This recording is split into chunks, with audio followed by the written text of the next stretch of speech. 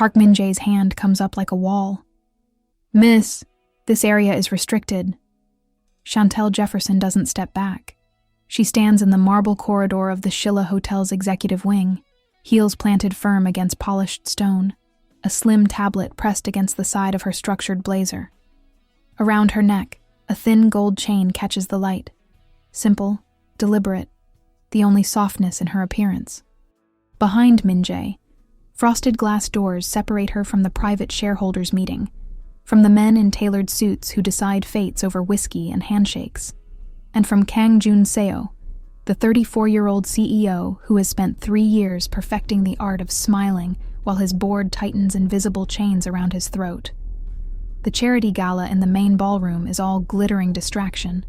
Champagne flutes, designer gowns, speeches about innovation and social responsibility. Out here, in this corridor that smells of expensive leather and cold ambition, the real business happens in whispers. Chantel adjusts her stance. Her voice is steady, low, carrying just enough to cut through the muted classical music drifting from the ballroom. "Then do this." She leans forward, not aggressive, but inevitable. "Tell CEO Kang that Project Hanul was not an accident, and that I know who signed the gag order." The word Hanul detonates in the air between them. Min-jae's jaw locks. His hand, still raised in professional barrier, trembles for half a second before training forces it still. His eyes, trained to read threats, to calculate risk in milliseconds, betray the first crack. A slower blink, pupils contracting. No one speaks that name. Not in 3 years. Not in hallways. Not in karaoke rooms. Not even in the legal department's locked filing cabinets where documents go to die. Hanul became a ghost the day the incident report was sealed, the compensation checks cut, and the signatures buried under layers of corporate amnesia. He touches the microphone clipped inside his collar, his voice barely above a whisper. "We have a code yellow at the North Corridor entrance. Unscheduled visitor. Requires immediate CEO attention." Inside the private meeting room, Kyungrae Soh stands near the floor-to-ceiling windows overlooking Seoul's glittering skyline, adjusting his tie while a silver-haired director drones about quarterly projections and market confidence. His mind is already counting down the minutes until he can leave, until he can strip off this suit and this smile and breathe without an audience. Then his executive assistant, a young woman named Kim Min-ah with a nervous mouth and perfect posture, leans close to his ear, her breath barely audible. "CEO Nim, there's a situation outside. An unregistered guest. She mentioned..." Min-ah's voice drops to nothing. "Project Hanul." Jun Seo's entire world contracts to a single point of pressure behind his sternum. The glass of water in his hand freezes mid-air. The word Hanul lands in his chest like a fist through glass, sharp and unexpected, and impossibly loud despite being whispered. He sets the glass down too hard. Water sloshes over the rim, spreading across the polished wood table in a slow, accusatory puddle.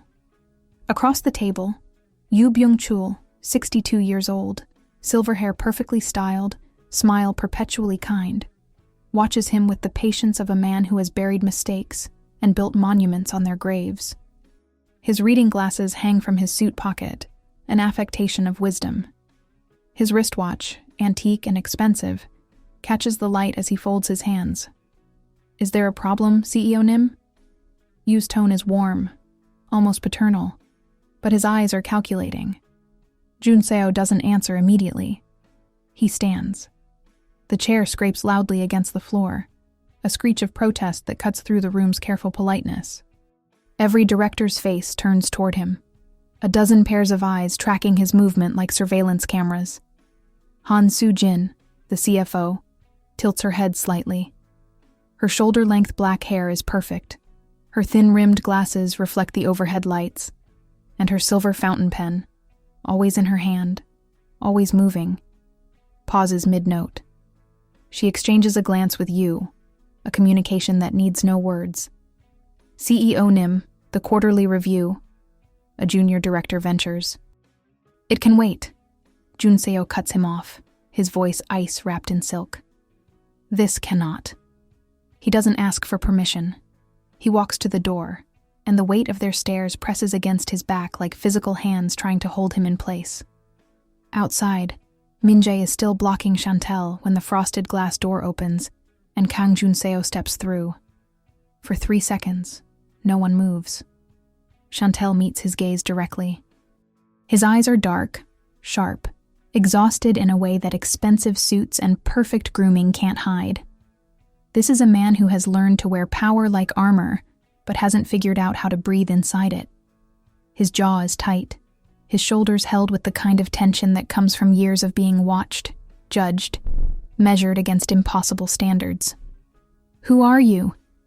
His voice is controlled, but there's an edge underneath, fear dressed as authority. Chantel doesn't flinch. "Someone who knows the truth about Project Hanul. And I'm guessing you'd rather hear it from me than from a prosecutor's subpoena." Behind him, through the half-open door, movement. Yoo Byung-chul rises from his seat, moving toward the threshold with the deliberate grace of a predator sensing disruption in carefully maintained territory. Jun-seo's hand tightens into a fist at his side, knuckles white. He makes a decision that will unravel everything. "Min-jae," he says quietly, never breaking eye contact with Chantel. "Let her through. And if someone walked into your life holding a secret that could destroy you, or finally set you free, would you let them in? And if opening that door meant risking everything you've built, everyone you've protected, every lie you've told yourself was necessary, would you still turn the handle? Subscribe so you don't miss what happens when silence breaks and the people who built the walls start tearing them down from the inside." The private anteroom smells like leather, expensive cologne, and barely contained panic. Chantel sits in a chair that costs more than most people's monthly rent, her tablet on the glass table between her and Kang Jun-seo. Min-jae stands by the door, arms crossed, earpiece visible, hand never far from the weapon concealed under his perfectly tailored jacket. Jun-seo doesn't sit. He paces, 3 steps one way, 3 steps back, a caged animal trying to remember he chose the cage. "You have 2 minutes, he says without looking at her, "to explain who you are, who sent you, and why I shouldn't have security escort you out of this building and ensure you never get within 100 meters of me again." Chantel opens her tablet with practiced calm, taps twice, and slides it across the table. On the screen, a scanned document, aged but legible, stamped confidential in faded red ink. The header reads, "Contingency Agreement, Project Hanul, Clause 17, Incident Mitigation Protocol. My name is Chantel Jefferson. I'm an independent corporate investigator. I specialize in finding what companies bury deep enough that they think it's gone forever." Her voice is steady, professional, but there's something personal underneath. 6 months ago, I was hired by Meridian Capital, an investment fund considering a major position in Kang Hanul Holdings. They wanted due diligence. What I found wasn't risk exposure. It was a live bomb with a timer no one's watching. Jun-seo stops pacing. His eyes lock on the screen. "That document is classified. It's confidential. It was confidential," Chantel interrupts smoothly. "Until someone inside your company started selling pieces of it. You have a leak, CEO Nim. And whoever they are, they're not just leaking financial projections or merger plans. They're leaking Hanul, the one thing your board has spent 3 years and millions of won trying to erase from existence." The name again. It cuts through the room's carefully controlled atmosphere like a blade. Min-jae shifts his weight, his hand moving instinctively toward his concealed weapon. Jun-seo raises one hand. "Stop," without looking away from Chantel. "What do you want?" His voice is quieter now, dangerous. "Money? A position? Leverage?" Chantel stands slowly, meeting him at eye level, despite the 3 inches his height advantage gives him. "I want to finish what I started. I want to expose who orchestrated the Hanul gag order and why. I want to make sure the person who died because of Project Hanul doesn't stay buried under corporate PR and hush money." She pauses, letting the weight settle. "And I want to help you decide whether you're going to be the CEO who protects a corrupt system or the man who burns it down. Silence stretches between them, thick and loaded. Then Jun Seo moves. He pulls a checkbook from inside his jacket, expensive leather, monogrammed, and writes a figure with too many zeros. He tears the check free and places it on the table between them with deliberate precision. Take this. Sign a non-disclosure agreement. Walk away. Forget you ever heard the name Hanul. Chantel doesn't even glance at the check. She picks up her tablet, slides it into her bag, and walks toward the door. Min-jae steps aside, uncertain whether to stop her. She pauses at the threshold, looking back over her shoulder. I don't sell truth, CEO Nim. I sell happy endings. Her eyes hold his. And yours is still very much at risk. The door closes behind her with a soft final click. Jun Seo stares at the check on the table, meaningless paper, worthless ink, and feels something he hasn't felt in 3 years. The sharp, terrifying possibility that someone might actually make him choose. The shareholders' meeting resumes, but Jun Seo's mind is 1,000 miles away. The directors' voices blur into white noise, revenue streams, market penetration, stakeholder value, words that used to matter, that used to define his worth, now just empty syllables. Han Soo-jin leans toward him, her shoulder nearly touching his, her voice low and smooth. CEO Nim, you seem distracted. Is everything all right? He forces his expression into neutrality, the mask he's worn so long it feels like skin. Fine. Just a minor security concern. Min-jae handled it. Soo-jin's silver pen hovers above her leather-bound notebook. She writes something. He can't see what. And her lips curve into a smile that doesn't travel to her eyes. If it's a security matter, perhaps I should be informed. As CFO, I oversee risk assessment across all divisions. It's contained. But it isn't. And she knows it. Across the table, Yoo Byung-chul strokes his chin thoughtfully, his expression benevolent, grandfatherly. When the meeting finally concludes, he catches Jun Seo's arm gently as the other directors file out. Walk with me, Yoo says. It's not a request. They move to the balcony overlooking the Han River, the city sprawling below them in a grid of light and shadow. The night air is cool, carrying the scent of rain that hasn't fallen yet. You've been doing well, Jun Seo-si. Yoo begins, his tone warm. Your predecessor left complications, but you've stabilized the company. The board is pleased. Thank you, Chairman Yoo. Which is why I'm concerned. Yoo turns to face him fully. The woman tonight, the one who mentioned that project. Who is she? A consultant. She's been dealt with. Has she? Yoo's smile doesn't waver, but his eyes sharpen. Because in my experience, people who know about things we'd prefer, stayed buried, rarely just walk away. They push, they dig, they become problems. Jun Seo's jaw tightens. I said it's handled. I hope so.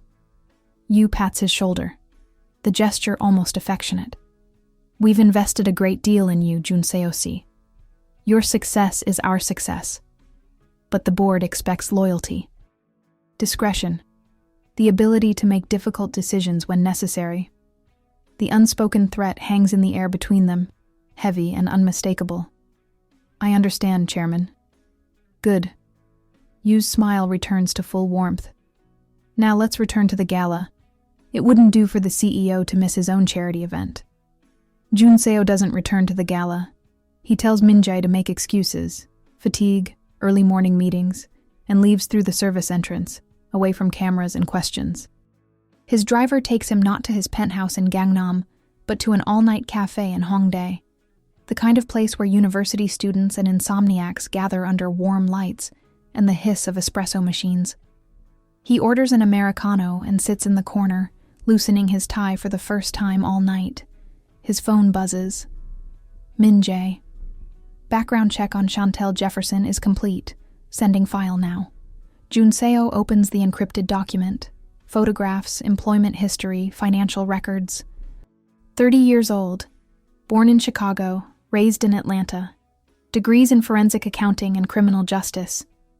Worked for 3 different corporate investigation firms before going independent. Stellar reputation. No criminal record, no scandals.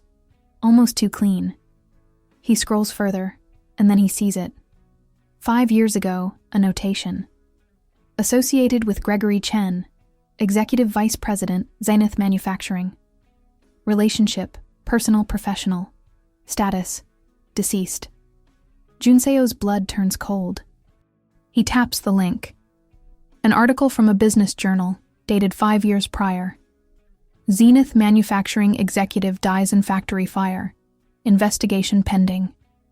Another link, a follow-up 6 months later. Zenith fire ruled accidental, no charges filed. And then a third article, this one from an investigative outlet. Questions remain about Zenith incident, whistleblower claims suppressed. Gregory Chen, Zenith Manufacturing. A factory fire ruled accidental. And the factory was part of a joint venture project with a Korean conglomerate. Its code name, Hanul. Junseo's hand trembles. He sets the phone down carefully, as if it might explode. Chantel Jefferson isn't just an investigator. She's someone with skin in the game, someone who lost something, someone, to the same machinery that keeps him in his chair. The question is, does she want justice, or does she want revenge? And which one should terrify him more? Chantel's office sits above a cafe in Gangnam, accessible only by a narrow staircase that smells like coffee beans and ambition. The space is small, 1 room, 2 monitors, a whiteboard covered in timelines and names connected by red string. At the center of the web, Project Hanul. She pins a new photograph to the board, Kang Junseo, ripped from a magazine cover. Sharp suit, tired eyes, a smile that looks practiced rather than felt. Her phone rings. Unknown number. She lets it go to voicemail, then listens. Ms. Jefferson, this is Executive Assistant Kim from Kanghanul Holdings. CEO Kang has requested a follow-up meeting, tomorrow morning, 9 a.m. at headquarters. Please confirm your attendance. Chantel allows herself a small smile. She texts back, I'll be there. Then she returns to her board, tracing connections. Yu Byung-chul, Han Soo-jin, Gregory Chen, the factory fire, the sealed incident report, the compensation payments that went to shell companies instead of victims' families. Her laptop pings. An encrypted message from an anonymous sender. You're getting close. Be careful. They're watching. Chantel's smile fades. She closes the laptop, locks the office, and takes the back stairs down to the street. The city pulses around her. Neon signs, late-night traffic, the hum of 10 million people trying to survive another day. She doesn't notice the black sedan parked across the street, or the camera lens pointed at her window. But someone is watching. Someone always is. Kanghanul Holdings headquarters is a glass and steel monument to corporate power. 43 floors of ambition, each one more ruthless than the last. Chantel passes through security with her temporary visitor badge, her heels clicking against marble that's polished to a mirror shine. Min-jae meets her at the executive elevator, his expression unreadable. Ms. Jefferson. Mr. Park. They ride in silence. The elevator is mirrored on all sides, creating infinite reflections. Chantel in her blazer and heels, Min-jae in his black suit and earpiece, both of them multiplied endlessly. He didn't sleep last night, Min-jae says suddenly. Chantel glances at him. What? CEO Kang, he didn't sleep. He stayed up reading your background file. Min-jae's eyes remain forward, professional, but there's something underneath. He knows about Gregory Chen. Chantel's chest tightens, but her face stays calm. Then we're starting from honesty. That's progress. The elevator opens onto the executive floor. Floor-to-ceiling windows overlook the city. Everything is glass and chrome, and careful design meant to intimidate. Assistants move with quiet efficiency, voices hushed, everyone aware they're being watched. Min-jae leads her to a corner office. The nameplate reads, Kang Junseo, CEO. But when the door opens, Junseo isn't alone. Han Soo-jin sits in one of the guest chairs, legs crossed, her silver pen resting on a leather portfolio. She looks up as Chantel enters, and her smile is professional, warm, and completely empty. "Ms. Jefferson," Soo-jin greets her, standing with practiced grace. "CEO Kang has briefed me on your concerns. As CFO, I oversee all financial records and compliance protocols. He's asked me to facilitate your investigation." Chantel's instincts scream warning, but she keeps her expression neutral. That's very accommodating. Junseo stands behind his desk, hands in his pockets, his tie slightly loosened. The only sign of the sleepless night Min-jae mentioned. "Han Sajang-nim is one of my most trusted executives," he says carefully. "She's been with the company 15 years. If anyone can help you find what you're looking for, it's her." Chantel meets his eyes and sees the calculation there, the test. He's putting her in a room with the person he trusts most to see what she'll do. "Perfect," Chantel says smoothly. "Then I'll need the original incident report from Project Hanul. All versions, including drafts and revisions. Also, internal communications from the week before and after the incident. Emails, memos, meeting notes." Soo-jin's smile never wavers. "That's quite a lot of material. Some of it may be privileged. I'm sure you'll manage. Of course, it may take a few days to pull everything from archives. I'm very patient." The two women hold each other's gaze for 3 seconds, a silent battle of wills. Then Soo-jin gathers her portfolio and stands. "I'll have my team start immediately. We'll be in touch, Ms. Jefferson." She leaves, her heels clicking softly against the floor. The door closes, and suddenly the office feels smaller. Junseo moves to the window, staring out at the city. "You know about Gregory Chen?" he says without turning. "Yes." "Was he my mentor, my stepfather, informally. The man who pulled me out of poverty and taught me that truth matters more than comfort." Her voice is steady, but there's an edge. "And then your company killed him." Junseo turns, his expression carefully controlled. "I didn't kill anyone. But you're protecting the people who did."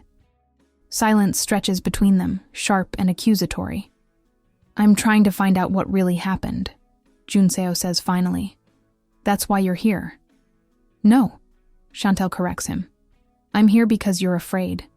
Afraid that whatever's buried is going to crawl out and destroy you. You don't want truth. You want control over the narrative when it breaks. Is that what you think? It's what I know." She picks up her bag. "But I'll take your help anyway. Because I'm not proud, and I'm not stupid. If working with you gets me closer to exposing what happened, then fine. We're allies. But don't mistake that for trust." She walks to the door, then pauses. "And CEO Nim? Be very careful who you trust inside this building. Because the leak isn't coming from outside." 3 days later, Han Soo-jin's assistant delivers a file to Chantel's office. 200 pages of incident reports, technical analyses, and internal memos about Project Hanul. Chantel spreads them across her desk, cross-referencing against fragments she already has. Within an hour, she knows something is wrong. The dates don't align. An email dated March 15th references a meeting that officially happened March 22nd. A technical report lists equipment failures that weren't mentioned in the official incident summary. And Clause 17, the gag order, the compensation structure, the instructions for managing witnesses, is completely absent. Someone edited the files after she requested them. Chantel photographs every page, uploads them to an encrypted cloud, and then makes 3 phone calls. The first is to a contact at a data recovery firm. The second is to a journalist who owes her a favor. The third is to Kang Junseo's private number, a number she shouldn't have but acquired through methods she won't explain. He answers on the second ring. "How did you get this number?" "The files your CFO sent me have been altered. Dates changed, sections deleted, evidence sanitized." Silence. "How do you know?" "Because I already had partial copies. Whoever cleaned these documents didn't know that." More silence, heavier this time. Where are you? His voice is tight. My office. Stay there. I'm coming. CEO Nim. But he's already hung up. 40 minutes later, there's a knock on her door. Chantel opens it to find Kyungrae Soh in jeans and a black sweater. No driver, no Min-jae, no security detail. Just him, looking more human and more dangerous than she's ever seen. Show me, he says. She does. She spreads both versions of the documents side by side, her fragments and the sanitized files from Soo-jin's office. She walks him through every discrepancy, every suspicious alteration. When she finishes, Junseo's face is pale. You said Han Sejong-nim is trustworthy, Chantel says quietly. Are you sure you know who's holding your pen? Junseo sinks into a chair, hands covering his face. I've known Soo-jin for 8 years. She helped me secure the CEO position. She's been my closest advisor. Then either she's been lying to you for 8 years, or someone above her is forcing her hand. Chantel sits across from him. Either way, we can't trust the official channels anymore. Then what do? We go underground. We find someone inside your company who has access, but isn't part of the inner circle. Someone low enough to be invisible, but competent enough to find what we need. You're talking about internal audit. I'm talking about Lee Da-eun. Junseo looks up sharply. How do you know that name? Because I've been watching your company for 6 months. I know who has access to what. Da-eun is a data analyst in internal audit. She's smart, she's careful, and according to her employment file, she's flagged inconsistencies in Hanul-related accounts before and was told to drop it. If we approach her carefully, she might help us. If we approach her carelessly, she'll run straight to HR and we'll have nothing. Junseo stands, pacing again, thinking. I'll talk to her, alone, off the record. No, Chantel says firmly. If you approach her, it's intimidation. The CEO showing up makes people afraid. I'll do it. You're a stranger. Exactly. I'm not part of the system she's afraid of. He wants to argue. She can see it in the tension of his shoulders, the way his jaw works. But finally, he nods. Fine, but Min-jae goes with you. Absolutely not. Non-negotiable. They stare at each other, neither willing to bend. Finally, Chantel sighs. He stays outside. He doesn't speak. He doesn't intimidate. Deal. Lee Da-eun lives in a small apartment in Mapo, the kind of place where young professionals squeeze themselves into 500 square feet and call it home. Chantel knocks at 8 p.m. when she knows Da-eun will be back from work but not yet asleep. The door opens on a chain. A young woman's face appears. Tired eyes, hair in a messy ponytail, suspicion written across her features. Who are you? My name is Chantel Jefferson. I'm a corporate investigator. I'd like to talk to you about Project Hanul. The door slams shut. Chantel waits. She doesn't knock again. She just stands there, patient. 30 seconds pass. Then the chain rattles, and the door opens fully. Da-eun looks terrified. How did you find me? Public records. But I'm not here to hurt you. I'm here because I think you know something important, and I think you've been afraid to say it. I don't know anything. You flagged inconsistencies in accounts related to Project Hanul 2 years ago. You were told to file them and forget them. But you didn't forget, did you? Da-eun's hands tremble. You need to leave. I will. But first, answer one question. Did you keep copies? Silence. Then, barely audible. Why? Because the people who buried Hanul are still in power, and they're going to keep burying people until someone stands up. Chantel steps closer. You don't have to be that person. But if you want to be, I can protect you. You can't protect anyone. They're too powerful. I have the CEO on my side. Da-eun laughs bitterly. The CEO is part of the problem. Maybe. Or maybe he's the first person in 3 years who's willing to listen. Da-eun stares at her, weighing risks, calculating odds. Finally, I kept copies. Encrypted. Hidden. Can you get them? Not without raising flags. Then don't get them from the office. Get them from wherever you hid the backups. Daeun's eyes widened slightly. Confirmation. If I do this, I lose everything. My job, my reputation, maybe my freedom. If you don't, Chantel says gently, you lose yourself. And trust me, that's worse.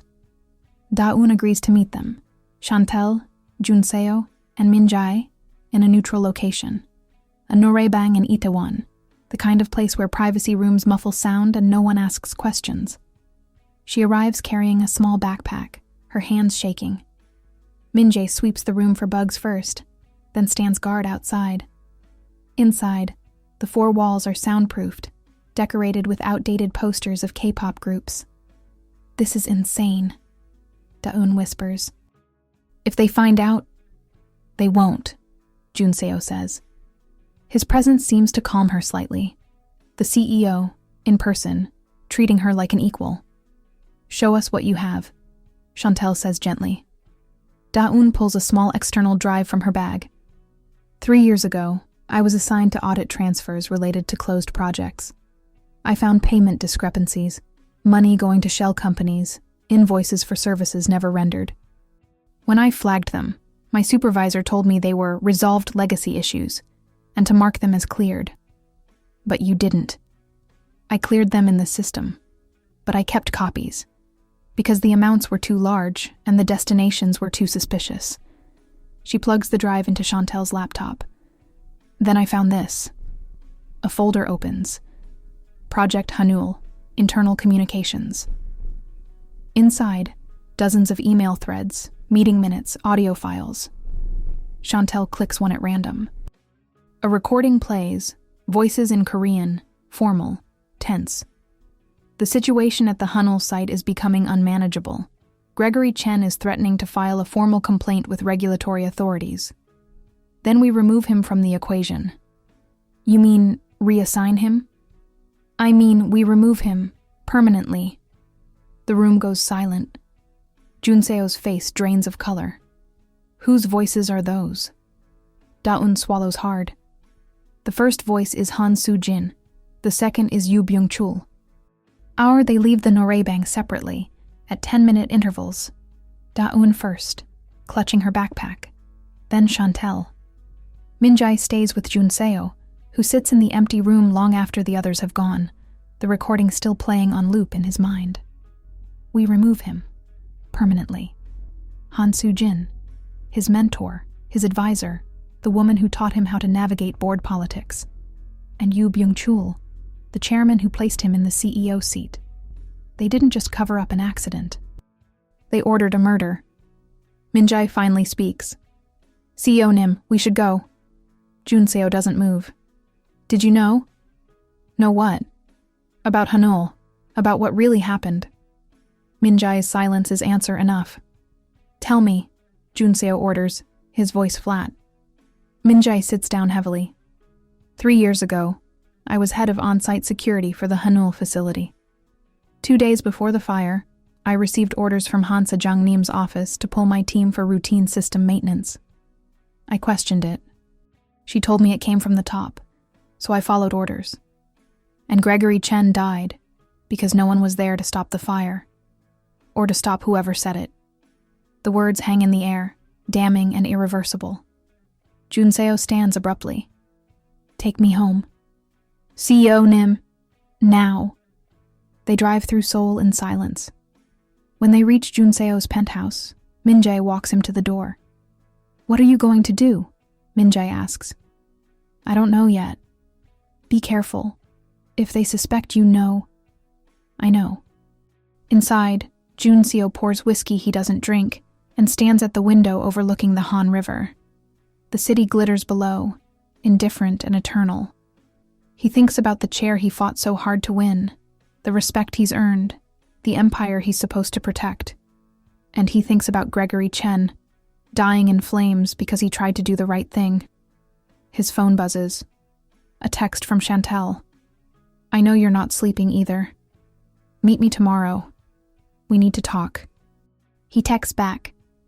Where? Somewhere. They're not watching. They meet on the roof of an old building in Iljiro, the kind of place that's scheduled for demolition, but hasn't been touched yet. The city spreads around them, a sea of light and noise. Up here, it's quiet. Chantel leans against the railing, her blazer traded for a simple jacket, her hair loose. She looks more human this way, less armor. Junseo joins her, keeping a careful distance. How did you find this place? He asks. I have a lot of bolt holes in this city, places they won't think to look. They? You're bored. Sujin. Whoever else is involved. He's silent for a moment. Then, tell me about Gregory Chen. Chantel's jaw tightens. Why? Because I need to understand. I need to know what this cost you. She's quiet for so long he thinks she won't answer. Then, he found me when I was 22. I just finished grad school, drowning in debt, working 3 jobs. He was giving a lecture on corporate ethics. Ironic, right? And I challenged him. Asked him how he could talk about integrity while working for companies that exploited people. She smiles faintly at the memory. He hired me on the spot. Said anyone willing to challenge him in public was someone he wanted on his team. He mentored you. He saved me. Paid off my loans, gave me real work, taught me how to see through corporate lies. Her voice cracks slightly. And then he got assigned to Project Hanul, a joint venture between Zenith and Kang Hanul. He found irregularities, falsified safety reports, embezzled funds, dangerous shortcuts. He reported it up the chain, and a week later, the factory burned. Gregory was inside. I'm sorry. Sorry doesn't bring him back. Sorry doesn't punish the people who did it. No, Junseo agrees. But justice might. She turns to look at him, really look at him. You'd go against your own board? Risk your position? Your reputation? I already made that choice when I let you through the door. He holds her gaze. I just didn't know it yet. The space between them feels charged, dangerous. They'll destroy you, she warns.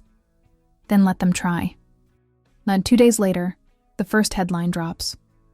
Kang Hanul CEO meeting secretly with foreign investigator, conflict of interest. The article includes photos. Chantel entering the building, sitting in the nori bang, standing on the rooftop with Junseo. They're grainy, taken from distance, but unmistakable. The board calls an emergency meeting. Junseo sits at the head of the table, every director staring at him with varying degrees of concern and accusation. Yoo Byung-chul speaks first, his tone gentle, almost pitying. Junseo-si, we're all worried. These allegations aren't allegations, they're facts. I did meet with Ms. Jefferson. The room tenses. May I ask why? Sujin's voice is calm, professional, but her pen taps against her notebook, a nervous tell. Because she brought credible concerns about financial irregularities that require investigation. And you didn't think to inform the board? An older director demands. I'm informing you now. This looks very bad, CEO Nim, another director says. The media is already speculating about bribery, extortion. Let them speculate. Your reputation. My reputation is less important than the truth. The room erupts in overlapping voices. Protests, accusations, demands for explanations. Yoo Byung-chul raises a hand, and silence falls immediately. CEO Kang, he says softly. Perhaps you need time to consider your position. The stress of leadership can cloud judgment. I propose we appoint an interim executive committee to handle operations while you rest.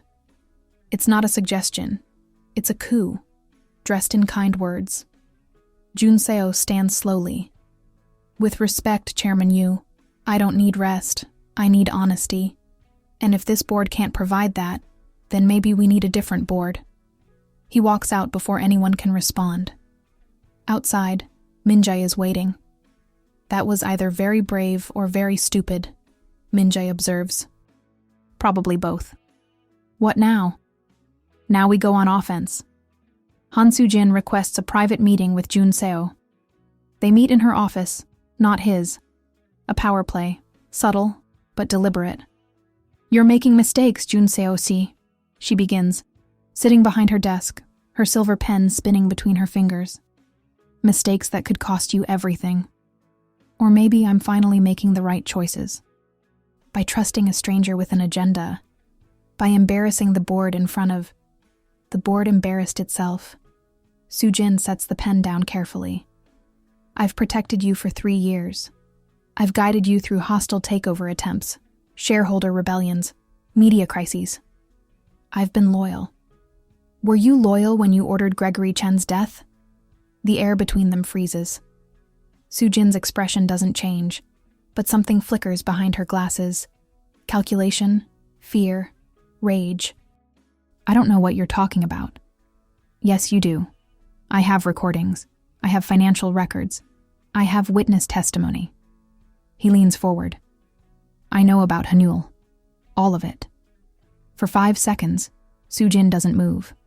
Then she smiles. A cold, terrible thing. You think you're the hero in this story, don't you? The righteous CEO bringing down corruption. She stands, smoothing her blazer. But you're not. You're a child playing with matches in a room full of gasoline. If you try to expose Hanul, you won't just destroy me and Chairman Yu. You'll destroy the company, thousands of jobs, shareholder value, everything. Maybe it deserves to be destroyed. Careful, Kyungrae Soh. The people who built this empire are very good at protecting it. And you're much more replaceable than you think. She walks out, leaving her silver pen on the desk. A message, deliberate and clear. She's done pretending to be on his side. The next attack is swift and surgical. A media outlet, one known for corporate hit pieces, publishes a damning exposé. Foreign investigator tied to shell companies in Hanul scandal. Was Chantal Jefferson blackmailing Kang Hanul CEO? The article includes bank records showing payments from Chantal's firm to an offshore account, allegedly linked to the Hanul cover-up. It's a masterful forgery, detailed enough to be convincing. Within hours, police issue a warrant. They arrive at Chantal's office in the early morning, badges and search warrants, her building surrounded. She doesn't resist. She stands in the doorway, hands visible, and watches them tear apart her workspace. You have the right to remain silent, the lead detective says, almost apologetically. I know my rights. They cuff her, metal cold against her wrists, and lead her down the narrow staircase. Outside, cameras flash. Headlines write themselves. At the police station, she's placed in an interrogation room. Gray walls, metal table, the smell of industrial cleaner. She waits. 2 hours later, the door opens. But it's not a detective. It's Kyungrae Soh. What are you doing here? She asks. Getting you out. He sets a folder on the table. My legal team is handling bail. You'll be released within the hour. They set me up. I know. And you believe me? He sits across from her, and for the first time, she sees something in his eyes that wasn't there before. Absolute certainty. I believe you, he says simply, and we're going to prove it. Chantal's bail is posted.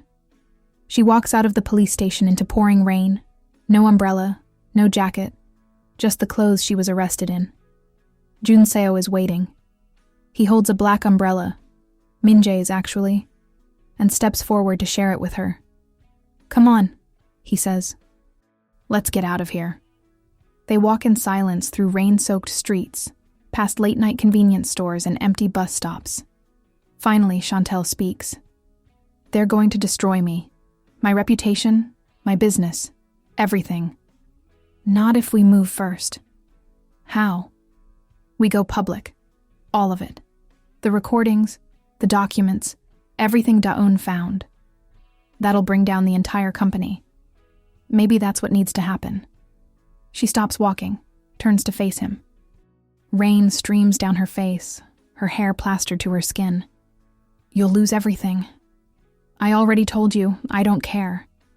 Why? The question bursts out of her, raw and desperate. Why are you doing this? You barely know me. You owe me nothing. He steps closer, close enough that the umbrella covers them both, rain drumming overhead. Because you walked into my life and refused to let me hide. Because you're fighting for someone you loved, and I spent 3 years fighting for nothing. Because... He hesitates, then continues, his voice low. Because for the first time since I took this job, I'm not afraid of losing it. I'm afraid of keeping it. They stand in the rain, something shifting between them. Partnership becoming something deeper, more dangerous. If we do this, she whispers, there's no going back. Good, he says. I'm done going back. Min-jae watches from the car, sees the way they stand together in the rain, and makes a decision. He's been playing both sides, loyal to Kyungrae Soh, but taking orders from the board, reporting movements, monitoring threats. He told himself it was protection, that he was keeping everyone safe. But he knows the truth. He's been complicit. Again. He pulls out his phone and makes a call. Not to Han Soo-jin, not to Yoo Byung-chul, but to Chantel. When she answers, surprised, he says simply, I have information you need. Meet me tomorrow, alone. And they meet in Min-jae's apartment. Sparse, military neat, smelling of coffee and old regret. Min-jae sets a file folder on the table between them. 3 years ago, he begins without preamble. I was ordered to pull security from the Hanul site. I was told it was routine maintenance. I questioned it once, was told it came from the top, and I followed orders. Gregory Chen died because I wasn't there. Chantel's hands tighten into fists. But that's not all. Min-jae continues. After the fire, I was assigned to security oversight for the incident investigation, which meant I was there to make sure no one looked too closely. I saw evidence removed. I saw witnesses paid off. I saw reports altered. And I said nothing. Why are you telling me this now? Because I'm done watching good people get sacrificed while I follow orders. He pushes the folder toward her. These are my original security logs from the Hanul site, unaltered. They show exactly who ordered the security pull and when. And they show that on the day of the fire, someone accessed the facility who shouldn't have been there. Chantel opens the folder. Her breath catches. This is enough, she whispers. This is enough to prove it wasn't an accident. Use it, Min-jae says. I'll testify if you need me to. I'll lose my job, probably my freedom, but I won't be their weapon anymore. Han Soo-jin calls a press conference. The stated purpose: to address recent allegations and restore confidence in Kang Hanul Holdings. Kyungrae Soh is informed 12 hours before it happens. Not enough time to stop it, but enough to be forced to appear. He stands backstage at the hotel conference room, watching monitors as reporters file in, cameras set up, the stage arranged. Soo-jin is in her element, poised, professional, deadly. Min-jae appears at his elbow. It's a trap. She's going to pin everything on you and Chantel. I know. We can still leave. No. We go through. CEO Nim... I'm not running, Min-jae. Not anymore. On stage, Soo-jin takes the podium. Her opening statement is smooth, practiced, devastating. Thank you all for coming. In light of recent media reports, I want to address the allegations head-on. Kang Hanul Holdings has always operated with integrity and transparency. However, we recently discovered that certain parties have attempted to manipulate our leadership for personal gain. She clicks a remote. Behind her, a screen displays documents, bank transfers, emails, meeting logs, all showing Chantel in a damning light, all carefully curated lies. Ms. Chantel Jefferson, a foreign consultant, engaged in what we believe was a systematic attempt to extort this company by fabricating evidence about a closed project. Tragically, our CEO, in good faith, believed her claims. We are currently cooperating with authorities to... The microphone cuts out. The lights flicker. And then the main screen changes. Instead of Soo-jin's carefully prepared slides, a different image appears. The Hanul contingency contract, Clause 17 in full, signatures clearly visible. Then audio plays, the recording Da-un provided, voices crystal clear throughout the conference hall. Gregory Chen is threatening to file a formal complaint. Then we remove him from the equation. Permanently, the room erupts in chaos. Soo-jin's face drains of color. She fumbles with her remote, trying to regain control of the presentation, but the system is locked. From backstage, Kyungrae walks out. He crosses the stage calmly, takes the microphone from a frozen Soo-jin, and faces the cameras. My name is Kyungrae. I'm the CEO of Kanghanul Holdings, and I'm here to tell you the truth about Project Hanul. The cameras don't blink. The reporters lean forward, recorders thrust toward the stage. Kyungrae stands alone under the lights. No script, no advisors. Just him, and the truth he should have spoken 3 years ago.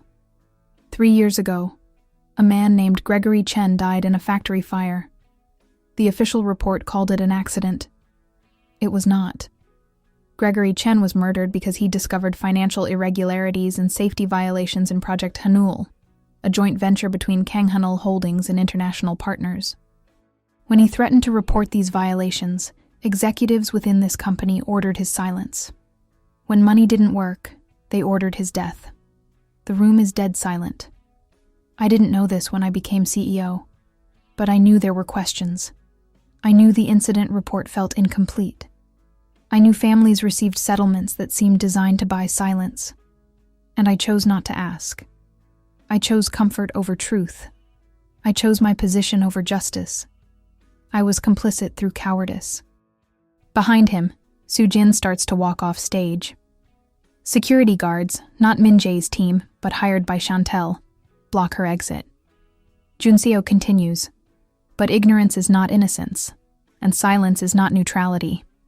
I'm here today to announce that Kanghanul Holdings will cooperate fully with law enforcement investigations into Project Hanul. We will release all documents, all communications, all financial records. And every person who played a role in this cover-up, including executives currently serving this company, will be held accountable. A reporter shouts, "Does that include you?" Kyungrae doesn't hesitate.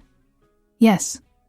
If investigators determine I should face consequences, I will.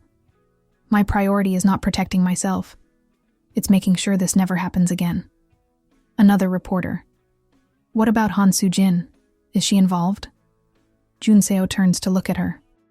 She stands frozen, trapped between security and cameras. Ms. Han's voice appears on recordings discussing Gregory Chen's removal, along with board chairman Yoo Byung-chul. Both will be questioned by authorities. Both will answer for their actions. Soo-jin's carefully constructed mask finally cracks. "This is insane," she shouts, her voice cutting through the murmurs. "You're destroying this company based on allegations from a woman facing criminal charges. From fabricated..." "The recordings are authenticated," Kyungrae interrupts calmly. "We have forensic analysis confirming their validity. We have internal security logs showing who ordered security removal from the Hanul site. We have financial records tracing payments to shell companies. This isn't allegation. This is evidence." "You're ruining everything we built." Soo-jin's composure shatters completely. "Everything I sacrificed. Everything I protected. You protected nothing," Kyungrae says quietly. But the microphone carries his words to every corner. "You protected power. You protected money. You protected yourselves. But you didn't protect Gregory Chen. You didn't protect this company's integrity. And you didn't protect the truth."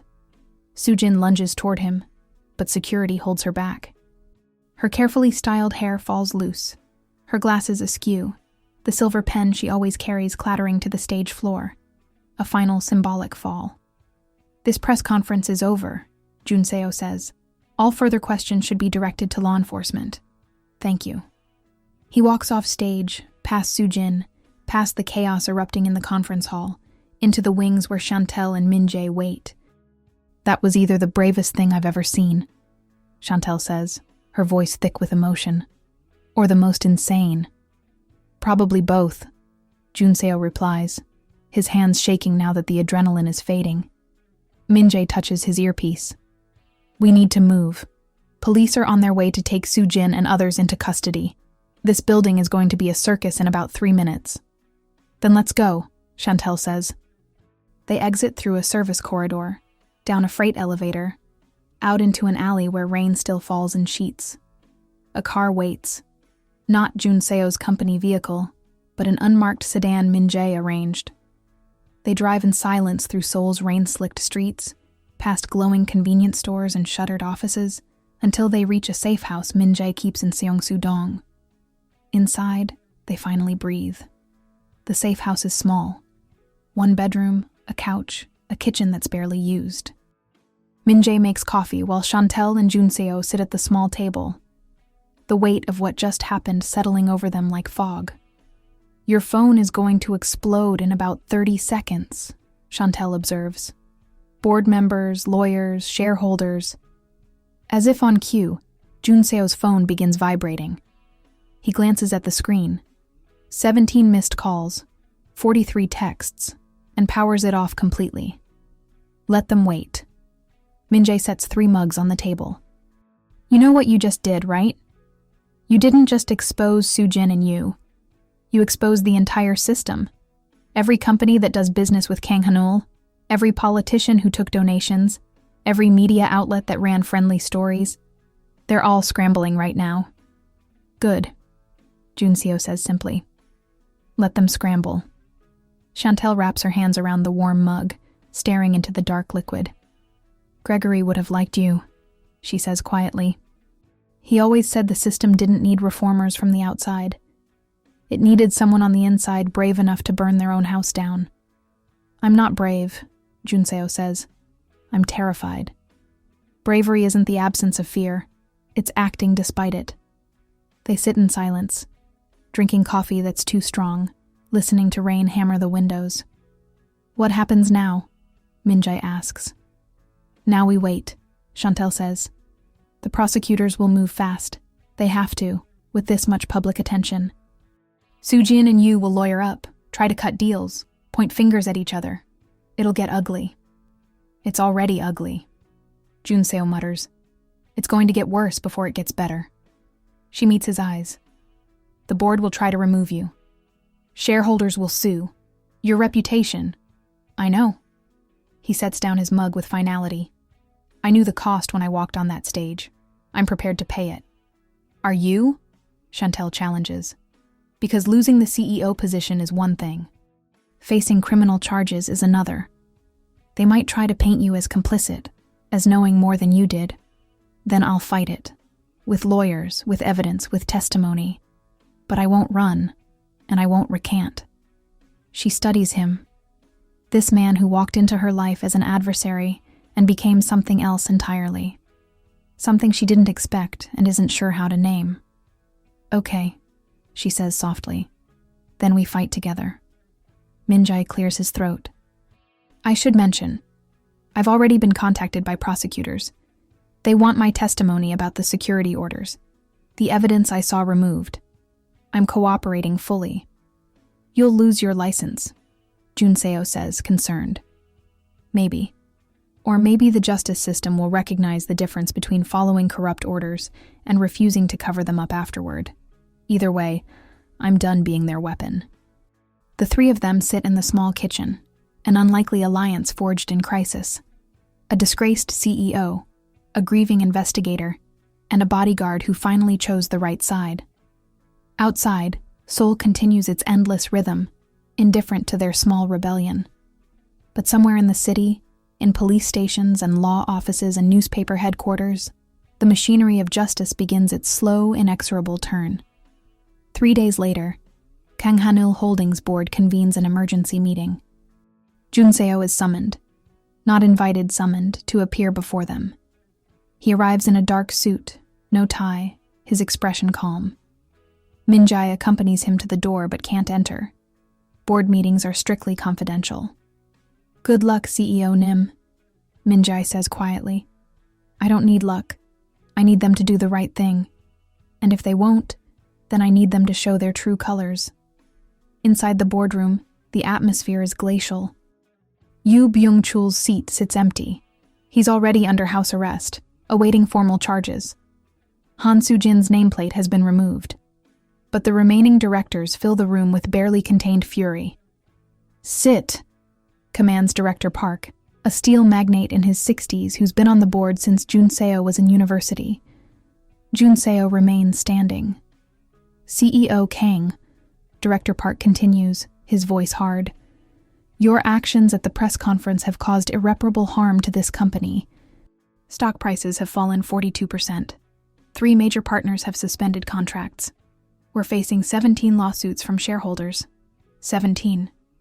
And how many lawsuits would we face if the truth had come out through criminal prosecution instead of voluntary disclosure?" Jun Seo counters. "That's not the point. That's exactly the point. We had a choice. Control the narrative or let it control us. I chose transparency. You chose destruction," another director snaps. "This company has survived for 50 years. By covering up murders?" Jun Seo's voice cuts like a blade. "By silencing whistleblowers? By building success on corpses?" The room erupts in overlapping shouts. Director Park slams his hand on the table. "Enough. We're here to vote. A motion has been brought to remove Kang Jun Seo as CEO, effective immediately, for breach of fiduciary duty and gross negligence in crisis management." Jun Seo's jaw tightens, but he doesn't flinch. "All in favor?" Director Park asks. 12 hands rise. Opposed? Silence. Not a single hand. Not even the directors who've worked with him for years, who've benefited from his leadership, who've praised his vision. They all abandon him. "The motion passes," Director Park announces. "Kang Jun Seo, you are removed as CEO of Kang Hanil Holdings, effective immediately. You will retain your board seat as per your contract, but all operational authority is revoked. An interim executive committee will assume control until a replacement is named." Jun Seo nods slowly. "I understand. Do you have anything to say?" He looks around the table, meeting each director's eyes in turn. "Yes, I hope you can live with yourselves. Because history won't forget what happened here. Not the cover-up and not this moment. You had a chance to do the right thing. You chose self-preservation instead. That's your legacy now." He walks out without waiting for dismissal. In the hallway, Min Jae is waiting. So is Chantel, who somehow gained access to the building despite the security restrictions. "How did it go?" she asks, though his face tells her everything. "I'm fired. I'm sorry. I'm not." And he means it. His shoulders feel lighter than they have in 3 years. The cage door is finally open. The following week, Jun Seo is called to the prosecutor's office for testimony. The lead prosecutor is a woman named Chief Prosecutor Kwon Mi-sun, 45 years old, with a reputation for taking down corporate corruption without fear or favor. She sits across from him in a small interview room, a stack of documents between them. "Mr. Kang, I want to be clear about something from the start," she begins. "You are not currently a suspect in this investigation. However, your testimony will determine whether that status changes. Do you understand?" "I understand." "Good. Walk me through everything, from when you became CEO to the press conference. Leave nothing out." For 4 hours, Jun Seo talks. He explains how he inherited the position, the pressure from the board, the whispers about Hanul that he chose to ignore. He details his first meeting with Chantel, the documents she provided, the discovery of the recordings. He admits his complicity through silence, his fear of losing power, his eventual decision to go public. Prosecutor Kwon takes notes, occasionally stopping him to ask clarifying questions, her expression unreadable. When he finishes, she leans back in her chair. "You could have destroyed all the evidence," she observes. "You could have buried Ms. Jefferson's investigation, paid her off, had her discredited. Instead, you handed us everything we need to prosecute your own executives." "Why?" Jun Seo meets her eyes steadily. "Because I was tired of being the kind of man who looks away. Because Gregory Chen deserved better. Because if I didn't stand up, I'd spend the rest of my life knowing I chose comfort over justice. And I couldn't live with that.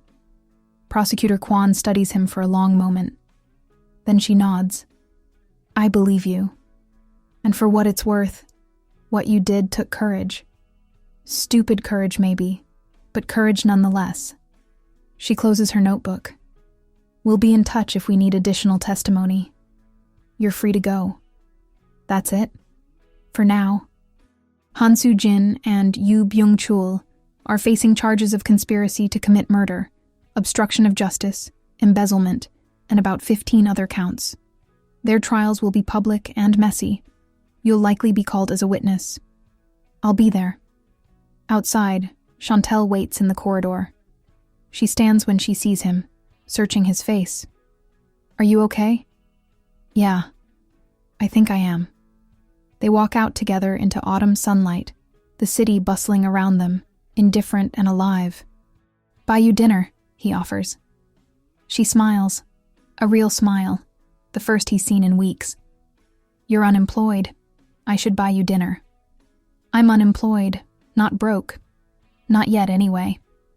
They end up at a small Japanese restaurant in Gangnam, the kind of place with only 8 seats at a bar, a chef who doesn't speak much, and food that makes conversation unnecessary. Halfway through the meal, Chantel says quietly, Thank you. For what? For believing me. For standing up. For being the person Gregory thought still existed in corporate leadership. Her voice thickens. He'd be proud of you. I wish I could have met him. He would have liked you. He always said the best leaders were the ones who questioned their own power. They eat in comfortable silence, the kind that only comes when 2 people have been through fire together and emerged on the other side. When the check comes, they both reach for it. Their hands touch, hover, neither pulling away. Split it? Jun Seo suggests. Deal. Han Soo-jin's trial is a media spectacle. Every day, reporters camp outside the courthouse. Every night, news programs dissect testimony. The evidence is overwhelming. Recordings, documents, testimony from Min-jae and others. Her defense tries to argue that she was following orders, that Yoo Byung-chul was the real architect, that she was protecting the company. The jury doesn't buy it. She's convicted on 8 counts. Sentencing, 12 years. In the courtroom, she doesn't cry. She stares straight ahead, her expression carved from ice, as they lead her away. Yoo Byung-chul's trial follows. His lawyers are better, his strategy more sophisticated. He paints himself as a patriarch who made hard choices for the greater good, who was misled by subordinates, who deeply regrets any harm caused. But the recordings don't lie. His voice, calm and cold, ordering Gregory Chen's removal. He's convicted on 6 counts. Sentencing, 15 years given his leadership role. As he's led from the courtroom, he looks directly at Jun Seo, who sits in the gallery. No words pass between them, but the message is clear. You did this. Jun Seo meets his gaze without flinching. Yes, I did. Kang Hanul Holdings survives, though transformed. A new CEO is appointed, an outsider with a reputation for ethics and transparency. The company implements sweeping reforms, independent ethics committees, whistleblower protections, mandatory disclosure policies. It's not perfect, but it's better.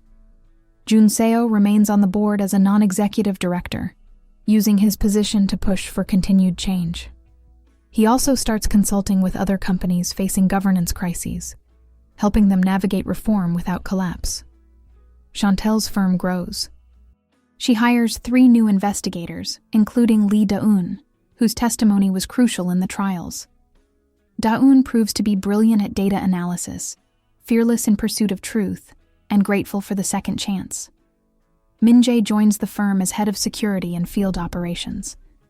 His testimony earned him leniency with regulators, and his reputation, once tarnished, is slowly rebuilding as the man who chose truth over loyalty to a corrupt system. On a cold December evening, Jun Seo and Chantel meet at the rooftop bar where they first talked honestly, away from cameras and microphones and the weight of corporate expectations. Seoul spreads below them, a constellation of light against winter darkness. "I got an offer today," Kyungrae Soh says, nursing a whiskey.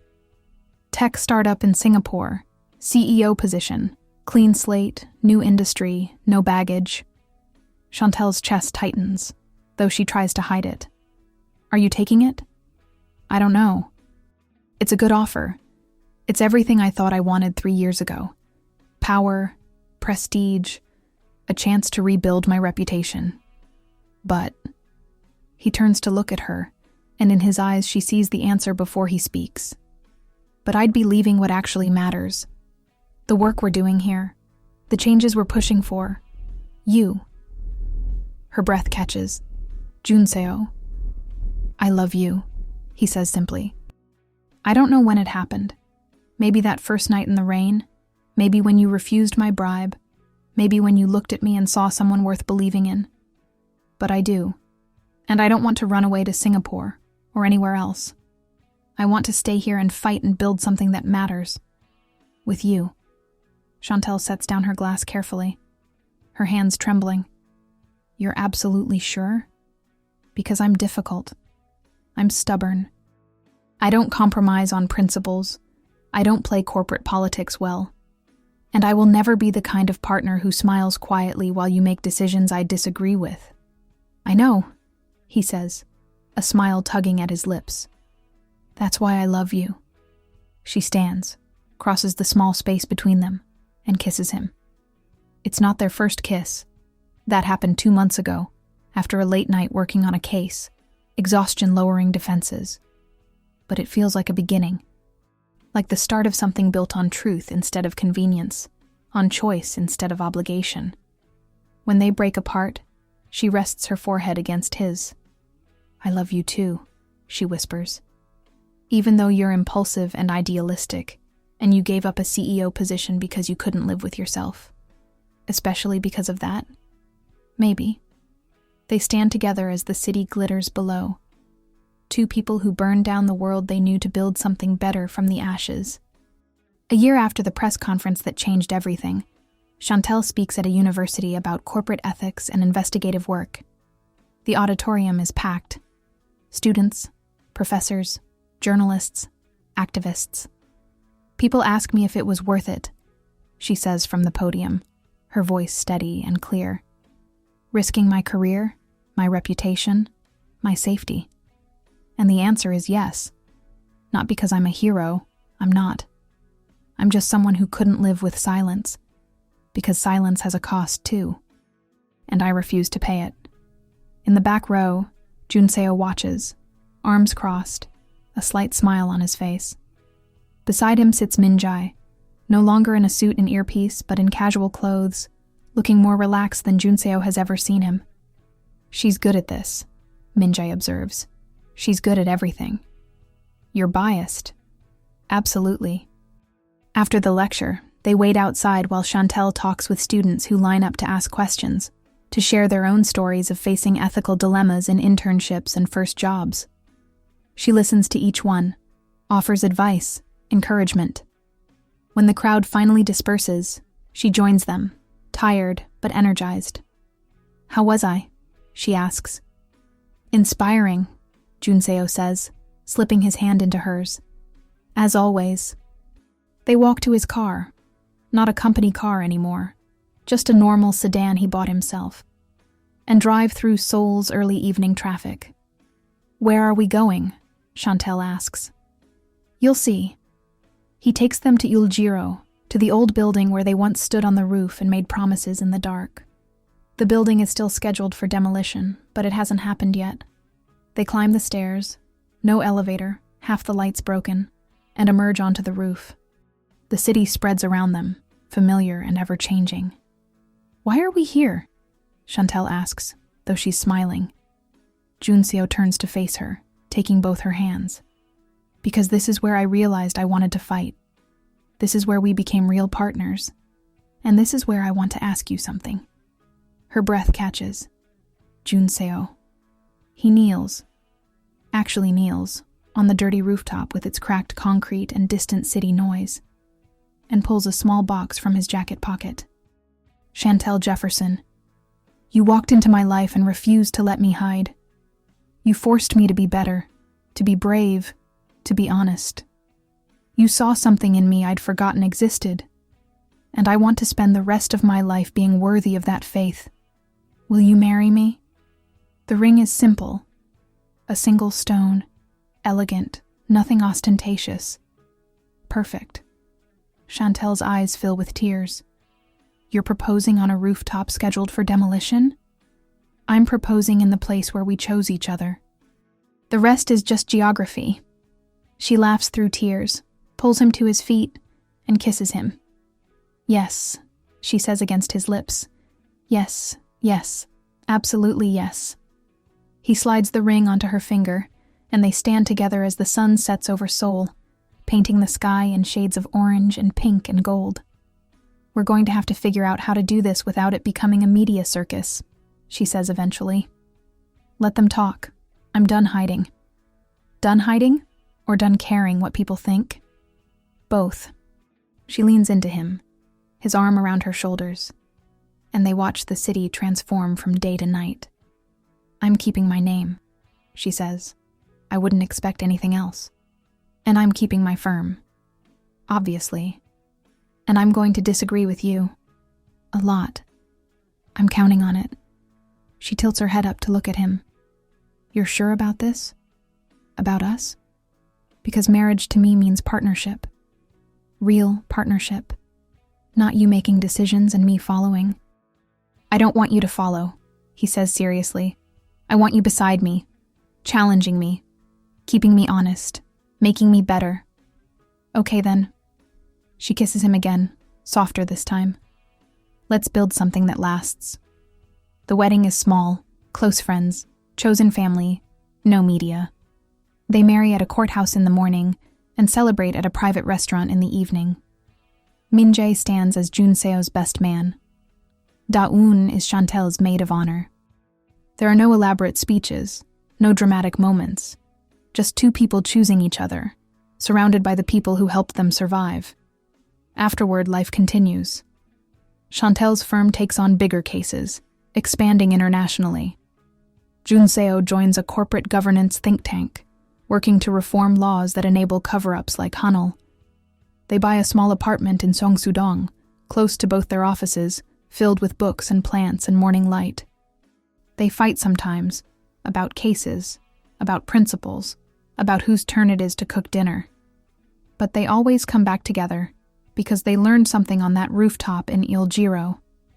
Truth requires courage, love requires honesty, and both require choosing each other every single day. On the second anniversary of the press conference that changed everything, they return to the rooftop. The building still hasn't been demolished. Bureaucratic delays, permit issues, the endless slow churn of urban development. They stand at the railing, looking out over Seoul. Do you ever regret it? Chantel asks. Giving up the CEO position? The power? Jun-seo considers the question seriously. No, I lost a title. But I gained a life. And I know who I am now. That's worth more than any chair. Who are you? He pulls her close, kissing the top of her head. I'm the man who stood up when truth knocked on the door. And I'm the man who got to spend the rest of his life with you. She smiles against his chest. That's a pretty good answer. I have my moments. They stand in comfortable silence as the sun sets, painting the sky in familiar colors. Below them, the city pulses with 10 million stories, 10 million struggles, 10 million people trying to be brave in small ways and large. And up here, on a forgotten rooftop, two people who burned down the world to save each other hold tight and watch the darkness come, knowing they'll face it together. Because some stories don't end with crowns or castles or fairy tale perfection. They end with two people choosing truth over comfort, love over fear, and each other over everything else. And that, messy and complicated and real, is the happiest ending of all. Because in the end, the most dangerous lie isn't the one told in boardrooms or buried in documents. It's the one we tell ourselves when we choose silence because speaking up costs too much. The truth is never free. It demands everything. your comfort, your security, sometimes even your identity. But silence costs more. It costs your soul, piece by piece, until you look in the mirror and don't recognize the person staring back. Chantel and Kyungrae Soh learned that the hard way. They learned that power without integrity is just a gilded cage, that love without honesty is just performance, and that the only throne worth keeping is the one you can stand up from and walk away when truth demands it. They didn't get a perfect ending. They got a real one, messy, uncertain, built on ashes and hard choices. But it was theirs, and they chose it. Every single day. And you, would you choose comfortable silence? Or would you stand up from your chair when truth knocked on your door?